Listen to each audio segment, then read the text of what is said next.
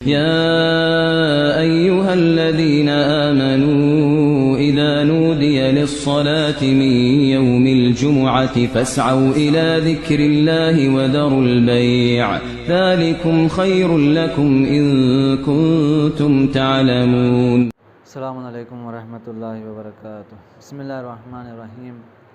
अल्हम्दुलिल्लाहिल्लज़ी काना मौजूदन क़ब्ला हुदूसिल अशिया व यबक़ा बअद फ़नाइल अशिया तफ़र्रद बिल अव्वलियति वल क़िदम व वसमा कुल्ला शैइन मअदाहु बिल फ़नाइ वल अदम कमा क़ाल अज़्ज़ शानुहु कुल्लु शैइन हालिकुन इल्ला वजहु व कुल्लु नफ्सिन ज़ाइक़तुल मौत व क़ाल कुल्लु मन अलैहा फ़ान वयबक़ा वजहु रब्बिका ज़ुल जलालि वल इकराम सुब्हान मन ला यख़फ़ा अलैहि इख़्तिलाफ़ुन नियात वला यअज़ुबु अन्हु मआसिल इबाद फ़िल ख़लवात सुब्हानल्लज़ी मिन्हु ख़िल्क़तुल इबाद व इलैहिल मआद वमन यअमल मिस्क़ाल ज़र्रतिन खैरन यरह वमन यअमल मिस्क़ाल ज़र्रतिन शर्रन यरह नशहदु अन ला इलाहा इल्ला हुवल मलिकुल्लज़ी ला युनाज़अु फ़ी मुल्किहि वला युज़ादु फ़ी हुक्मिही युअज़्ज़िबु मन यशा बिमा यशाअ कैफ़ यशा यरहमु मन यशा बिमा यशा कैफ़ यशा व सल्लल्लाहु अला मुहम्मदिन व आलिहि ताहिरीन व लअनतुल्लाहि अला आदाइहिम अजमईन अम्मा बाद फ़क़द अनल इमाम ज़ैनुल आबिदीन अली इब्न अल हुसैन अलैहिस्सलातु वस्सलाम। अल्लाहुम्मा सल्लि अला मुहम्मद व आलि मुहम्मद। बिस्मिल्लाहिर्रहमानिर्रहीम। या मन तुहल्लु बिही उक़दुल मकारिह व या मन युफ़्सहु बिही हद्दुश शदाइद व या मन युल्तमसु मिनहुल मख़रजु इला रौहिल फ़रज ज़ल्लत लिक़ुद्रतिका अस्सिआब व तसब्बबत बिलुत्फ़िकल अस्बाब। सल्लल्लाहु अलैहि वसल्लम।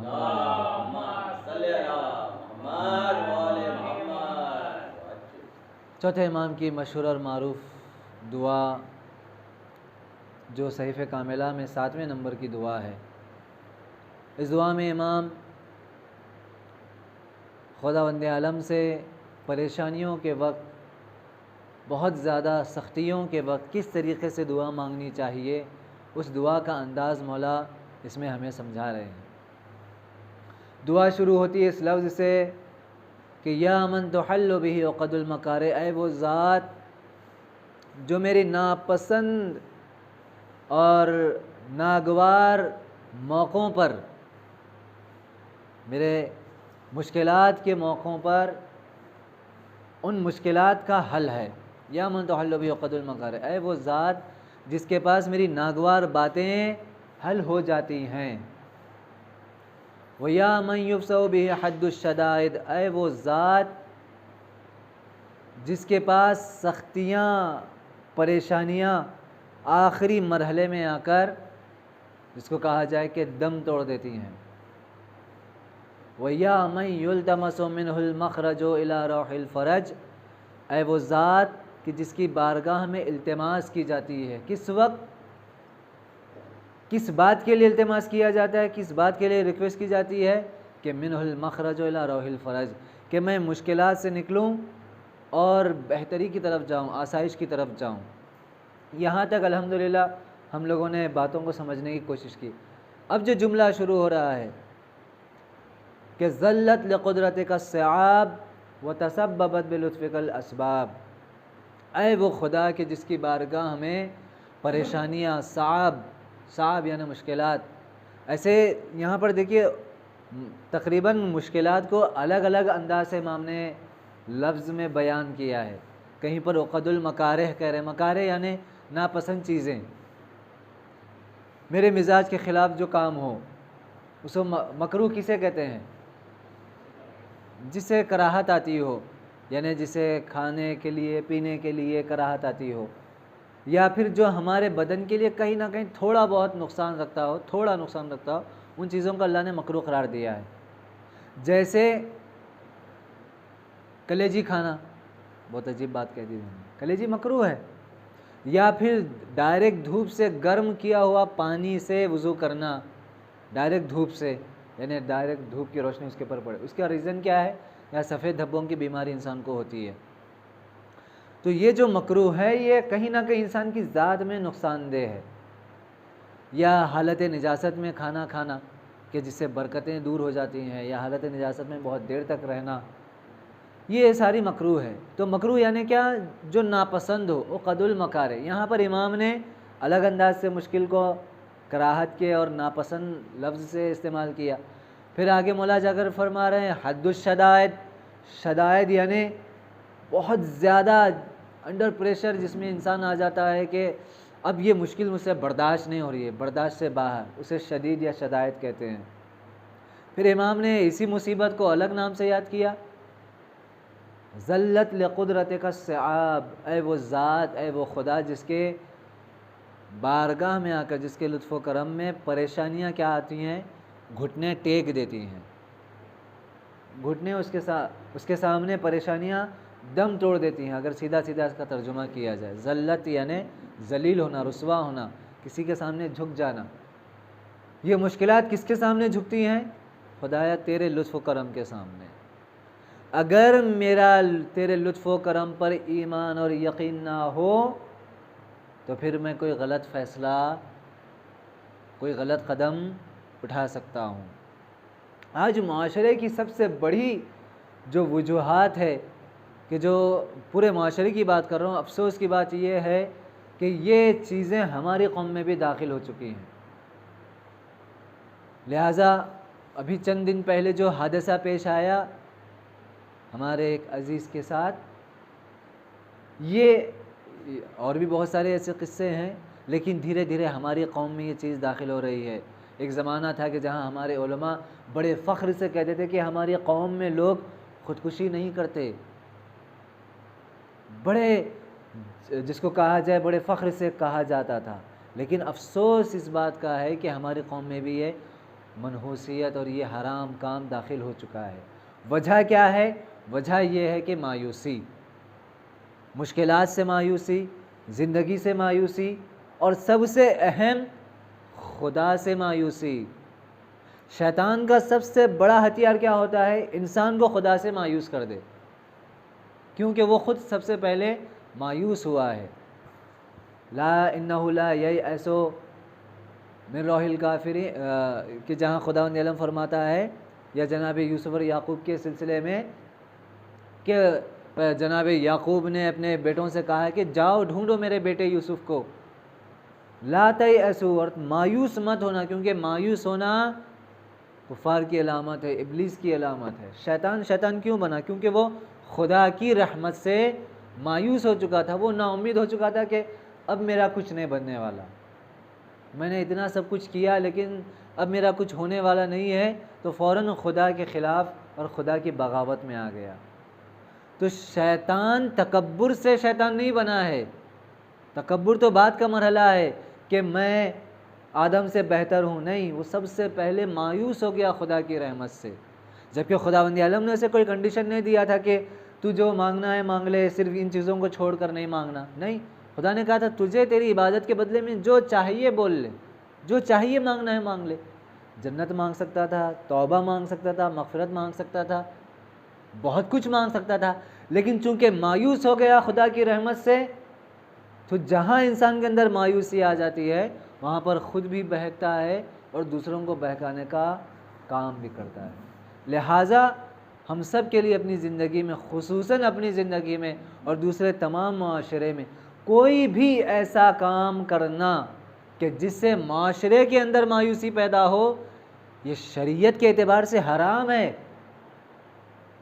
अगर मेरा जज्बा ईमान को लेकर मैं आगे बढ़ रहा हूँ कि मैं फ़लाँ काम करूँगा, फ़लाँ काम करूँगा, लेकिन कोई शख्स आकर ये कहता है कि अरे क्या करेंगे, क्यों करेंगे, छोड़िए, कुछ होने वाला नहीं है, ये मायूसी पैदा करना शैतान का काम है। आप देखें अंबिया अलैहिस्सलातु वस्सलाम की जो इतनी सारी मेहनतें हैं, बहुत सारे लोग आकर कहते थे कि क्या फ़ायदा, यहाँ पर कुछ होने वाला नहीं है, आप छोड़ दीजिए। जनाब इब्राहीम यको तन्हा, कोई साथ में नहीं, नमरूद के ख़िलाफ़ पूरे शहर, जो बाबल जो शहर था, इतने साल जनाब नूह तो खैर 80 लोग तो उनके साथ बाईमान हो गए थे, वो भी 550 साल के बाद। जनाब इब्राहीम 150 साल से ज़्यादा तबलीग की, लेकिन कोई नहीं सिवाय जनाब इब्राहीम के और उनकी अहलिया। खैर वो तो अहलिया थी, ज़ौजा थी, अम्बिया की नस्ल से थी। उसके अलावा किसी ने ईमान कबूल नहीं किया। मजबूरन नमरूद ने आग में डाला, और जब भी उसकी बात नहीं टली और आग बाग में और गुलिस्तान में तब्दील हो गए तो उसने आपको शहर बद्र कर दिया, भगा दिया कि यहाँ से चले जाओ। यानी अम्बिया की जो मेहनतें हैं या अइम्मा अलैहिस्सलाम की जो मेहनतें हैं, कभी भी लोग तो अतराफ तो कहते थे कि आप क्या कर रहे हैं, फ़ायदा होने वाला नहीं है, लेकिन अम्बिया और अइम्मा अलैहिस्सलाम का मकसद ये था कि हमें जो ज़िम्मेदारी दी गई हमें उसे पूरा करना है, नतीजा खुदा के हाथ में है। बहरहाल बात यहाँ से निकली कि नाउम्मीद होना खुदा की बारगाह में ये मुश्किलात को और बढ़ावा देता है। खुदा की बारगाह से नाउम्मीद नहीं होना चाहिए। लिहाजा इमाम यही फरमा रहे हैं, ज़ल्लत लिक़ुदरत का से आप खुदाया मुश्किलात तेरी बारगाह में रुसवा और ज़लील हो जाती हैं। मैंने अर्ज़ किया कि किताब लिखी गई है फ़रज बाद शिद्दत के नाम से, यानी खुशहाली परेशानियों के बाद या परेशानियों के बाद खुशहाली के नाम से किताब। 350 से ज़्यादा क़िस्से उसमें हैं अम्बिया और दूसरे इंसानों के, कि जहाँ मुश्किलात के बाद उनके साथ आसानियाँ पेश आई हैं। कैसे कैसी मुश्किलात? इंसान अगर ये तो खुदा ने इरशाद फरमा रहा है कि इन्नहु ला युकल्लिफुल्लाहु नफ्सन इल्ला वुसअहा, खुदावंद आलम किसी को उसकी ताकत से ज़्यादा, सलाहियत से ज़्यादा मुश्किलात नहीं देता। तुम्हारे अंदर हम जान रहे हैं कि इन चीज़ों को बर्दाश्त कर सकते हो, लिहाजा हम तुम्हें ये मुश्किलात तुमको दे रहे हैं। हमें पता है कि तुम ये बर्दाश्त कर सकते हो, और तुम्हारे ऊपर और मुसीबतें देंगी। क्यों? क्योंकि मुश्किलात से इंसान का ईमान मजबूत होता है, और जब मुश्किलात आती हैं तब उसे आसानियों की और खुशहाली की उसे अहमियत का अंदाज़ा होता है। क्यों? इतने 100 साल के बाद ज़हूर अल्लाह ने रखा है। क्यों? खुदावंद आलम ख़ुद मौलाए कायनात के पैगम्बर अकरम को पूरी दुनिया की हुकूमत नहीं दे सकता था, लेकिन लोगों में वो कदर और क़ीमत बाकी नहीं रहती। जो चीज़ें मुफ्त से इंसानों को मिल जाती हैं उन चीज़ों की कदर नहीं रहती। लिहाजा मुश्किलात के बाद जब हम तुम्हें उसका नतीजा देंगे तो तुम्हें इतनी खुशहाली होगी कि तुम वो सारी मुसीबतों को भूल जाओगे, वो सारी परेशानियों को भूल जाओगे। उसके बाद इमाम आगे फरमाते हैं, वह तसब्बबत बिलुत्फ़िकल असबाब, के खुदाया ये जो मुश्किलात की बातें हैं, वो तसब्बबत बिलुत्फ़िकल असबाब, इन मुश्किलात को हल करना, इन मुश्किलात के लिए असबाब मुहैया करना सिर्फ़ और सिर्फ तेरा करम है और तेरा लुत्फ़ है। बिलुत्फ़िकल असबाब, खुदावंद आलम का एक जो नाम है मुसब्बिबुल असबाब, यानी ज़रिए बनाना,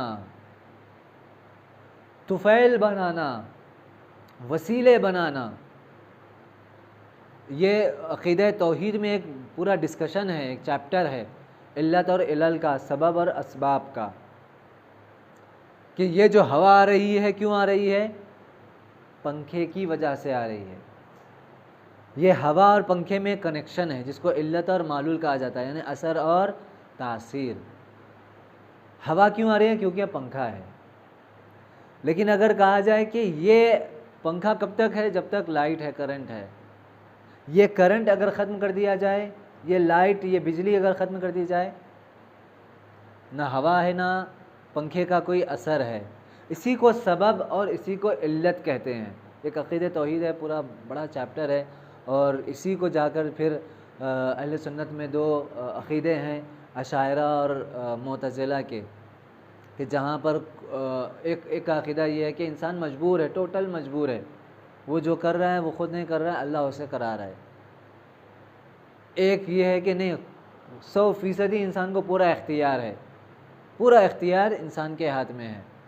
जिस तरीके से 100% इंसान मजबूर है, 100% इंसान ये वालों का अक़ीदा है कि बाइख्तियार है। लेकिन फ़िक़्ह जाफ़री, इमाम जाफ़र सादिक़ अलैहिस्सलातु वस्सलाम, क्योंकि आपके ज़माने में ये नज़रिया और ये फ़िरक़ा काफ़ी ज़्यादा तेज़ी से फैल रहा था, तो इमाम ने इस फ़िरक़े और इस नज़रिए के सुलझाने के लिए आपने कई अपने शागिर्दों को तैयार किया। और मैंने इससे पहले भी अर्ज़ किया है कि ना इंसान पूरी तरीके से मजबूर है, ना पूरी तरीके से इख्तियार रखता है। और जो इमाम से जब सवाल हुआ कि मौला क्या ऐसा अक़ीदा सही है, तो इमाम ने कहा कि उठकर खड़े हो जाओ। कहा एक पैर उठा लो, कहा उठा लो। कहा दूसरा पैर भी उठा लो, कहा मौला मुमकिन नहीं। कहा इसी को अल अम्र बैनल अमरैन कहते हैं, यानी एतदाल। खुदावंदी आलम ना पूरा इख्तियार इंसान को दिया है, ना पूरा मजबूर इंसान को रखा है। ये सीधी सीधी बहस है फ़िक़्ह जाफ़रिया में। तो इसी की बहस में आता है इल्लत और मालूल और सबब और असबाब। मैंने इससे पहले भी अर्ज़ किया कि खुदावंदी आलम असबाब मुहैया करता है। पानी में अल्लाह ने कुदरत रखी है कि वह प्यास बुझाए, पानी में ये कुदरत है। हवा में ये कुदरत है कि वो हमारे बदन में नमी पैदा करे, हमें ठंडक पहुँचाए। सूरज में अल्लाह ने कुदरत रखी है कि वो तपिश दे, गर्मी पहुँचाए। आग में ये खुसूसियत, हर चीज़ में एक अल्लाह ने खासियत रखी है, हर चीज़ में एक सबब है। इन असबाब को बनाने वाला कौन है? खुदा की ज़ात है। लेकिन अगर मैं ये सोचूं कि पानी बज़ाते ख़ुद अपनी ज़ात में पानी की कुदरत है कि वह पानी प्यास बुझाए, तो करबला के बाद इमाम हुसैन ने जिन लोगों को बदुआ दी थी, उन लोगों की प्यास बुझ जाना चाहिए था। कि जब एक शख्स ने और चंद लोगों ने इमाम को ताना दिया कि देखो हुसैन, अल्लाह ने तुमको इसी दुनिया में प्यासा रखा है, तो इमाम ने उसे रोज़े आशुरा बदुआ दी कि खुदा तुझे आखिर उम्र तक तुझे जो है तेरी प्यास ना बुझे। तो रिवायत है कि इस कदर पानी पीता, इस कदर पानी पिया कि पानी से मौत हो गई। उसकी प्यास नहीं बुझ रही थी और पेट फट गया और वासिले जहन्नम हुआ। तो पानी में अगर प्यास बुझाने की सलाहियत है, तो उस पानी से प्यास बुझाने की सलाहियत छीन लेना ये खुदा का काम है। आग का काम जलाना है, लेकिन अगर खुदा की मर्ज़ी हो तो वही आग जनाब इब्राहिम के लिए ठंडक हो जाती है। या कुलना या नारुकुनी बरदौं व सलामा, इब्राहिम के लिए ठंडी हो जा। तो ये चीज़ों में सबब पैदा करना खुदा का काम है। अब आइए इसको हम अपनी मुश्किलात के ऊपर थोड़ा सा तहलील करते हैं। मेरे सामने एक मुश्किल आई, अब मैं उस मुश्किल को हल करने के लिए सोचता हूँ। हर कोई उस मुश्किल को हल करने के लिए सोचते हैं। ज़्यादातर इंसान इसी में परेशान रहते हैं कि उस मुश्किल को हल करें। कुछ लोग इस टेंशन में रहते हैं कि मुश्किल ऐसा, उस मुश्किल के हल के लिए नहीं सोचते, बल्कि परेशान रहते हैं कि ये मेरे साथ क्यों हुआ, ये मेरे साथ क्यों हुआ, ऐसा तो नहीं होना था। ज़्यादातर लोग मुश्किल को हल करने की कोशिश में रहते हैं, ये सही बात है, लेकिन मुश्किल किस वजह से आई इस बात की तरफ कोई मुतवज्जह नहीं होता। मैं इसको एक मिसाल के ज़रिए से समझाता हूँ। लैपटॉप में पासवर्ड है। अब हमारे दोस्त के साथ ये किस्सा हुआ था, चूँकि सामने की मिसाल है पेश कर रहा हूँ। अब लैपटॉप ऑन करने के टाइम पे पासवर्ड डाला जा रहा है, लैपटॉप ऑन नहीं हो रहा। जितने उनको दिमाग में पासवर्ड थे, हर पूरे पासवर्ड इस्तेमाल कर लिए, लेकिन लैपटॉप ऑन नहीं हो रहा। टेंशन में आ गए कि अब क्या होगा, अब ले जाना पड़ेगा, अब वो फिर दुकान वाले के पास, लैपटॉप वाले के पास, वो फिर पैसे लेगा और ये होगा, वो हो जाएगा, पासवर्ड है भी तो क्या। बहुत परेशान 3-4 घंटे इसी में चले गए। मैं ख़ुद भी उनके साथ मौजूद था, ईरान की बात है। तो ये तो एक छोटी सी मिसाल है, इस तरीके से हमारी ज़िंदगी में बहुत सारी मिसालें होती हैं। बहुत परेशान हुए, अलग अलग लोगों से पूछ रहे हैं क्या किया जाए क्या नहीं। कई घंटों के बाद जब लैपटॉप में देखा, तो जिनके पास लैपटॉप है वो जानते होंगे कि उसमें लैंग्वेज का एक ऑप्शन होता है। लैंग्वेज वहाँ पर फ़ारसी थी और पासवर्ड है इंग्लिश का। पासवर्ड है इंग्लिश का, लैंग्वेज टाइप करने में फ़ारसी थी। तो हम अगर ABCDEFG मार रहे हैं तो वो ABCDEFG थोड़ी होगा, वो अलिफ बेते होगा। तो लैपटॉप ऑन नहीं हो रहा है। तो आप मेरे मिसाल की वजाहत में ये करना चाह रहा हूँ कि कई मर्तबा हम मुश्किलात सामने होती है, उसका राह हल हमारे सामने होता है, लेकिन हम इतना टेंशन में आ जाते हैं, इतना परेशान हो जाते हैं, ये क्या हो गया, वो क्या हो गया। लेकिन राह हल उसका जब पता चलता है कि अरे ये तो ये सामने की बात थी। जी कई मर्तबा हम अपने मुश्किलात के साथ ऐसे ही बरखुर्द करते हैं, ऐसे ही हमारा सामना होता है कि रीज़न कुछ और होता है और हम टेंशन लेकर बैठ जाते हैं कि ये क्या हो गया। तो बहुत सारी मुश्किलात या बहुत सारे जो वाक़यात हमारी कौम में होते हैं, हमारे ख़ानदान में होते हैं या हमारे घर में होते हैं, अक्सर और बेशतर हम लोग रीज़न की तरफ नहीं जाते, वजह की तरफ नहीं जाते, उसको हल करने की तरफ जाते हैं लेकिन वजह की तरफ नहीं जाते।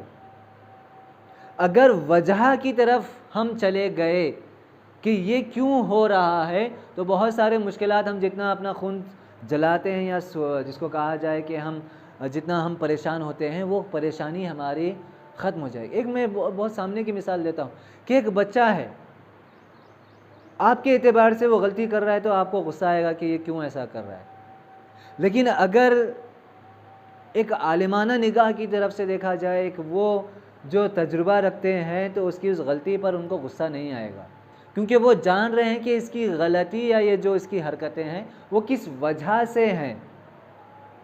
अगर वो वजह हम सब के लिए क्लियर हो जाए तो हमारा मसला ही, बहुत सारे हमारे इश्यूज़, हमारे कौम के, हमारे ख़ानदान के, हमारे घर के बहुत सारे मसले हल हो सकते हैं कि ये चीज़ क्यों हो रही है, मेरी औलाद नाफरमान क्यों हो रही है। लेकिन हम करते क्या हैं, मेरे बच्चा मेरी बात नहीं माना तो हम या उसको सज़ा देते हैं या मारते हैं, लेकिन ये नहीं सोचते कि ये इसने ऐसा क्यों किया। जिसको मैंने इससे पहले एक मरतबा अर्ज़ किया था हमारे उस्ताद मोहतरम का, कि वो इस कदर एहतियात करते हैं बाहर की चीज़ें खाने से कि अगर नमाज में उनसे गलती हो जाती तो वो कहते कि यकीनन ये कुछ ना कुछ मैंने बाहर का खाया है, ये बाहर का कुछ ना कुछ शुबह वाली गज़ा मेरे पेट में गई है कि जिसका असर नमाज में कहीं ना कहीं गलती हुई है, नमाज में या दूसरे अमाल में। तो अगर हमारे पास बहुत सारी मुश्किलात का रीज़न अगर हमें पता हो, सबब हमें पता हो, उसकी वजह हमारे सामने हो, तो हमें परेशान होने की ज़रूरत नहीं है, बल्कि उसको हल करने की तरफ हम जाएंगे। आमतौर से हम हल करने की तरफ जाते हैं जबकि रीज़न और वजह की तरफ नहीं जाते। हम खुदा की बारगाह में आकर इमाम यही फरमा रहे हैं, वह तसब्बबत बिलुत्फ़िकल असबाब, खुदाया ये जो मुश्किलात हैं, ये जो असबाब हैं, इन असबाब को हल करना तेरा काम है। इन मुश्किलात के लिए वजह बनाना और रीज़न तलाश करके देना ये तेरा काम है, और ये असबाब सब के सब तेरी बारगाह की तरफ पलटते हैं। लिहाजा अजीज़ों, एक और मिसाल के ज़रिए से बयान करता चलूँ कि बात और वाज़ेह हो जाए। आज दुनिया में हर कंपनी अपना अलग अलग प्रोडक्ट निकाल रही है। किस चीज़ के लिए? मच्छर को मारने के लिए। कोई स्प्रे निकाल रहा है, कोई कागज़ की अभी तो कागज़ आ गया है, अभी पहले मच्छर बत्ती थी, आला और था, क्या था पता नहीं, तरीक़े, और हर कंपनी मच्छर को मारने की पूरी दुनिया कोशिश कर रही है। लेकिन मच्छर क्यों पैदा होते हैं, इसकी तरफ किसी की तवज्जो नहीं है। बात वाज़ेह है मेरी? अल्लाहुम्मा सल्ली अला मुहम्मद। मच्छर क्यों पैदा होते हैं? गंदे पानी से, गंदगी से, कचरे से। अगर पूरी दुनिया इस बात की तरफ चली जाए और तवज्जो करे कि हमें गंदगी ख़त्म करना है, तो खुद ब खुद बहुत सारे बैक्टीरियाज, खुद ब खुद बहुत सारे मक्खियाँ, खुद ब खुद बहुत सारे मच्छर ख़त्म हो जाएंगे। लेकिन हम मुजरिम को मारने के पीछे हैं, जुर्म को ख़त्म करने के पीछे नहीं है। तो इलल और असबाब इसी को कहते हैं कि मेरे पास जो मुश्किलात आ रही हैं, ये मुश्किलात क्यों आ रही है। अगर मैं इस बात की तरफ मुतवज्जो हो जाऊं तो सबसे पहले मैं खुदा की बारगाह में तौबा करूंगा। अगर मेरे पास रिस्क के दरवाज़े बंद हैं या मुझे लाखों का नुकसान अगर हुआ है, तो इसका मतलब यकीन जानिए मैं रिवायतों के साए में कह रहा हूँ कि यकीनन आप किसी के एक निवाला उसके घर तक पहुँचने के लिए रुकावट बने हैं। एक शख्स के नसीब में अल्लाह ने अगर कुछ रिस्क रखा था और मैं उसके लिए रुकावट बन रहा हूँ, तो इसका मतलब ये है कि खुदावंद आलम कहीं ना कहीं घुमाकर उसका बदला ऐसा आएगा कि आपके पास रिस्क के दरवाज़े, या आप इतने बड़े मुश्किलों में फंस जाएंगे कि आपके लाखों खर्च होंगे लेकिन वो आपकी मुश्किल हल होने वाली नहीं है। क्यों? हम मुश्किलों को हल करने के पीछे हैं, लेकिन ये मुश्किल क्यों आई है इसकी तरफ हमारी तवज्जो नहीं है। खुदावंद आलम से यही दुआ है कि खुदाया हम सबको तौफीक दे कि हम अपनी मुश्किलात को सबसे पहले तेरी बारगाह में पेश करें और इन मुश्किलात को हल करने की कोशिश करें। बिस्मिल्लाहिर्रहमानिर्रहीम। वल अस्र इन्नल इंसान लफ़ी खुस्र इल्ला लज़ीना आमनु व अमिलुस सालिहाति व तवासौ बिल